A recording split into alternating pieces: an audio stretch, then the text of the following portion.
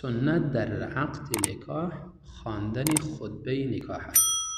خطبه نکاح خطبه مشهور است به نام خطبه حاجت هم یاد میکنن. رسول الله صلی الله علیه وسلم خطبه های در افتتاح خطبه های جمعه میخواندن و همچنان در نکاح ها میخواندن و همچنان در اعیاد. و بجای از این خواندن سوره فاتحه اساسی ندارد. آنچه که از رسول الله صلی الله علیه وسلم ثابت است باید به مو التزام داشته باشیم.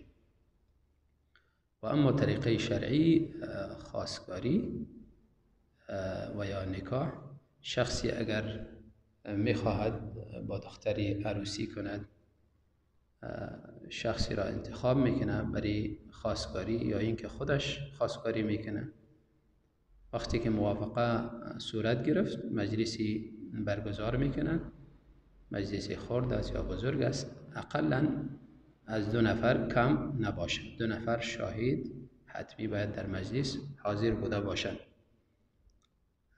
وقتی که در مجلس حاضر شدن، بچه خودش حاضر میشه یا این کی کسی را وکیل قرار میده، وکیل از او حاضر میشه. از طرف دختر پدر یا کسی که سرپرستش است وکالت میکنه. جانب دختردار به این الفاظ میگه من فلانی را برای فلانی دادم و جانب مقابل اگر گفت من قبول کردم، به همین صیغه عقد نکاح تمام میشه و نکاح صورت میگیره. و این اصلی رکن مهمی نکاح همین ایجاب و قبول است. ایجاب و قبول همیشه گفته میشه. از طرفی دختر پیشنهاد میشه که ما فلانی را به فلانی دادیم، اقرار میکنم تو. جانب پسر خودش یا اینکه وکیلش میگه ما قبول کردیم و مهر تعیین میشه. برابر است که مهر فعلا میتیه یا معجل میگذاره پسان میتیه، اشکال نداره.